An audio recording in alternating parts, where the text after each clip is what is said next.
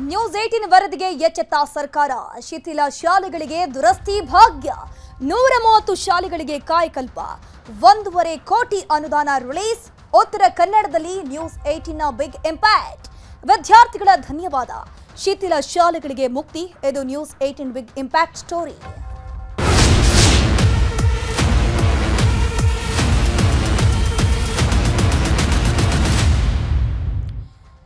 ಶಿಥಿಲಗೊಂಡಿರುವಂತಹ ಶಾಲೆಗಳ ಬಗ್ಗೆ ನಿಮ್ಮ ನ್ಯೂಸ್ 18 ಕನ್ನಡ ನಿರಂತರವಾಗಿ ಅಭಿಯಾನ ನಡೆಸ್ತಾನೆ ಇದೆ. ನ್ಯೂಸ್ 18 ವರದಿಗೆ ಉತ್ತರ ಕನ್ನಡ ಜಿಲ್ಲಾಡಳಿತ ಸ್ಪಂದಿಸಿರುವಂತದ್ದು. ಉತ್ತರ ಕನ್ನಡದಲ್ಲೂ ಕೂಡ ಇದೇ ರೀತಿ ಶಿಥಿಲಾವಸ್ಥೆಯಲ್ಲಿ ಶಾಲೆಗಳಿದ್ವು. ಇದರ ಬಗ್ಗೆ ನಿಮ್ಮ ನ್ಯೂಸ್ 18 ವರದಿ ಬಿತ್ತರ ಮಾಡಿತ್ತು. ಜಿಲ್ಲಾಡಳಿತ ಸ್ಪಂದಿಸಿದೆ. ಜಿಲ್ಲೆಯಲ್ಲಿ ಶಿಥಿಲ ಶಾಲೆಗಳಿಗೆ ಶೀಘ್ರವೇ ಮುಕ್ತಿ ಸಿಗಲಿದೆ. ಜಿಲ್ಲೆಯಲ್ಲಿನ 130 ಶಾಲೆಗಳಿಗೆ ಕಾಯಕಲ್ಪದ ಭಾಗ್ಯ ಸಿಗ್ತಾ ಇದೆ. ಶಿಥಿಲ ಶಾಲೆಗಳ ದುರಸ್ತಿಗೆ ಜಿಲ್ಲಾಡಳಿತ ಸೂಚನೆ ಕೊಟ್ಟಿದೆ. ಒಟ್ಟು 1.50 ಕೋಟಿ ವೆಚ್ಚದಲ್ಲಿ ದುರಸ್ತಿ ಕಾರ್ಯ. ಒಟ್ಟು 130 ಸರ್ಕಾರಿ ಶಾಲೆಗಳದ್ದು. ಜಿಲ್ಲಾ ಪಂಚಾಯಿತಿ ಅನುದಾನ, ತಾಲೂಕು ಪಂಚಾಯಿತಿ ಅನುದಾನ ಬಳಕೆ ಮತ್ತು ವಿಪತ್ತು ನಿರ್ವಹಣೆ ಅನುದಾನವೂ ಕೂಡ ಈ ಒಂದು 130 ಶಾಲೆಗಳ ಕಾಯಕಲ್ಪಕ್ಕೆ ಬಳಕೆ ಆಗಲಿದೆ.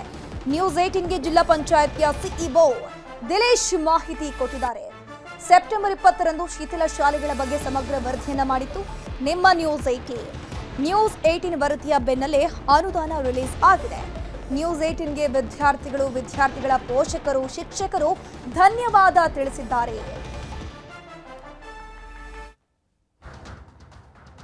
ನೋಡ್ತಾ ಇರಬಹುದು, ಉತ್ತರ ಕನ್ನಡ ಜಿಲ್ಲೆಯ ಹಲವು ಶಾಲೆಗಳು ಅಂದ್ರೆ ಬರೋಬ್ಬರಿ 130 ಶಾಲೆಗಳು ಶಿಥಿಲಾವಸ್ಥೆಗೆ ತಲುಪಿತ್ತು. ಸರ್ಕಾರಿ ಶಾಲೆಯಲ್ಲಿ ಓದಬೇಕು ಅಂತಂದ್ರೆ ಪೋಷಕರು ಕೂಡ ತಮ್ಮ ಮಕ್ಕಳನ್ನ ಕಳಿಸ್ಕೊಳ್ಳೋದಕ್ಕೆ ಮುಂದೆ ಹಿಂದೆ ನೋಡ್ತಾ ಇದ್ರು. ಸದ್ಯಕ್ಕೆ ಆ 130 ಶಾಲೆಗಳಿಗೆ ಈಗ ಕಾಯಕಲ್ಪದ ಭಾಗ್ಯ ಸಿಗ್ತಾ ಇದೆ. ಸೊ ಈಗಾಗಲೇ ಸ್ಕೂಲ್ಗಳದ್ದು ರಿಪೇರ್ಗೋಸ್ಕರ ನಮ್ಮ ರೆಗ್ಯುಲರ್ ಆಕ್ಷನ್ ಪ್ಲಾನ್ ಪ್ರಕಾರ ಅದು ಟಿಪಿದು ಫಂಡಿಂಗ್ ಇರಬಹುದು, ಟೈಡ್ ಅಂಡ್ ಅನ್ಟೈಡ್ ಫಂಡ್, ಜೆಡ್ಪಿ ಇರಬಹುದು. ಅದರಲ್ಲಿ ಈಗಾಗಲೇ ಒಂದು ಆಕ್ಷನ್ ಪ್ಲಾನ್ ಎಲ್ಲ ಅಪ್ರೂವಲ್ ಆಗಿ ಕ್ಲಿಯರ್ ಆಗಿ ಕಾಮಗಾರಿಗಳನ್ನು ಕೂಡ ಶುರು ಆಗ್ತಾ ಇದೆ. ಎಲ್ಲ ಎಸ್ಟಿಮೇಟ್ ಕೂಡ ರೆಡಿಯಾಗಿ ಅಪ್ರೂವಲ್ ತಗೊಂಡು ಕಾಮಗಾರಿಗಳು ನಮ್ಮ ಇಲಾಖೆಗಳಿಂದ ಶುರು ಆಗಿದೆ. ಅದೇ ತರ ಹೋದ ವರ್ಷ ಪ್ರವಾಹದಲ್ಲಿ ಮಳೆ ಬಂದಾಗ ಡ್ಯಾಮೇಜ್ ಆಗಿರುವುದು, ಅದು ಡಿಸಾಸ್ಟರ್ ಮಾನಿಟರಿಂಗ್ ಫಂಡ್ ಇಂದ ಬಂದಿರುವುದು, DC ಮೇಡಮ್ ರಿಲೀಸ್ ಆಗಿರೋ ಫಂಡ್ ಇಂದ ಕೂಡ ಹಲವಾರು ಕಾಮಗಾರಿಗಳು ಅದರಲ್ಲಿ ಕೂಡ ಆಗ್ತಾ ಇದೆ. ಸೊ ರೆಗ್ಯುಲರ್ ಆಗಿ ನಮ್ಮಲ್ಲಿರುವ ಈ ತರ ಪ್ರಾಜೆಕ್ಟ್ ಅಲ್ಲಿ ಫಂಡ್ಸ್ ಇಂದ ತಗೊಂಡು ರೆಗ್ಯುಲರ್ ರಿಪೇರ್ ಕಾಮಗಾರಿಗಳು ನಾವು ಆದ್ಯತೆಯನ್ನು ಕೊಟ್ಟು ನಾವು ಮಾಡ್ತಾ ಇದ್ದೀವಿ.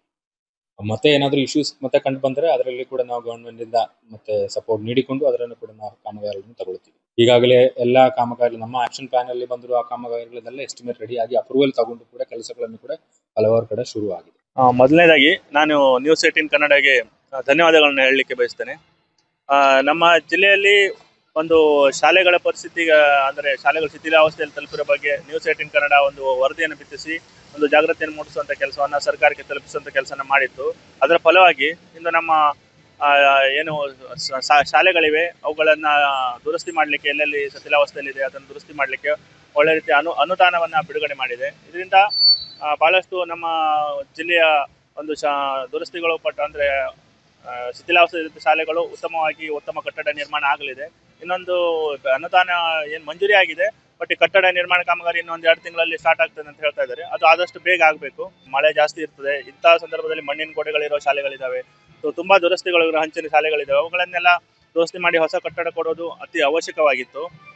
ಈಗ ಹೊಸ ಬಿಲ್ಡಿಂಗ್ ನಿರ್ಮಾಣ ಆಗೋದ್ರಿಂದ ಮಕ್ಕಳ ಕಲಿಕೆಗೂ ತುಂಬಾ ಅನುಕೂಲ ಆಗ್ತದೆ. ಮತ್ತು ಬಹಳ ತೊಂದರೆ ಆಗ್ತಿತ್ತು. ಈ ನಿಟ್ಟಿನಲ್ಲಿ ಒಂದು ನ್ಯೂಸ್ 18 ಉತ್ತಮವಾದಂತಹ ಕಾರ್ಯ ಮಾಡಿದೆ ಅಂತ ಹೇಳಲಿಕ್ಕೆ ಇಷ್ಟಪಡ್ತೇನೆ.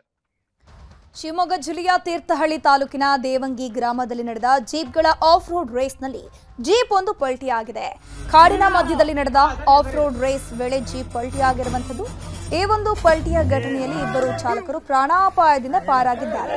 ತೀರ್ಥಹಳ್ಳಿಯ ಮೋಟಾರ್ ಸ್ಪೋರ್ಟ್ಸ್ ಕ್ಲಬ್ ಆಯೋಜನೆ ಮಾಡಿದ್ದ ರೇಸ್ನಲ್ಲಿ ಅವಘಡ ಸಂಭವಿಸಿದ್ದು ಜೀಪ್ ಪಲ್ಟಿಯಾಗಿ ಗೊಂಡಿಯೊಳಗೆ ಬಿದ್ದ ದೃಶ್ಯ ನ್ಯೂಸ್ 18ಗೆ ಲಭ್ಯ ಆಗಿದೆ.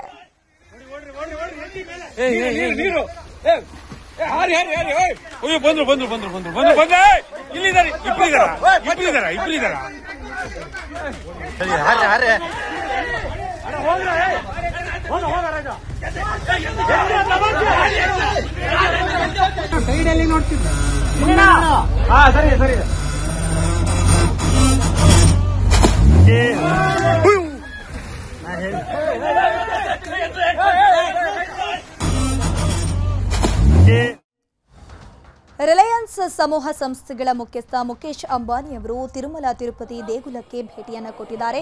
ತಿಮ್ಮಪ್ಪನಿಗೆ ವಿಶೇಷ ಪೂಜೆ ಸಲ್ಲಿಸಿದ್ರು. ದೇಗುಲದ ವತಿಯಿಂದ ಮುಖೇಶ್ ಅಂಬಾನಿ ಅವರನ್ನ ಸನ್ಮಾನ ಮಾಡಲಾಯಿತು.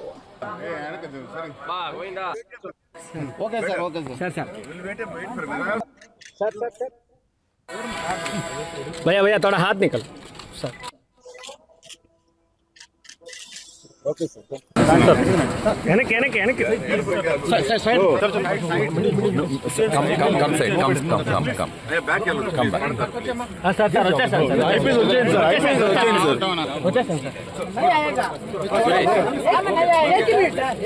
छोड़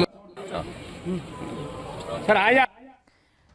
ಕೇರಳದ ಗುರುವಾಯೂರು ಕೃಷ್ಣನ ಸನ್ನಿಧಾನಕ್ಕೂ ಮುಖೇಶ್ ಅಂಬಾನಿ ಕುಟುಂಬ ಸಮೇತರಾಗಿ ಭೇಟಿ ಕೊಟ್ಟಿದ್ರು.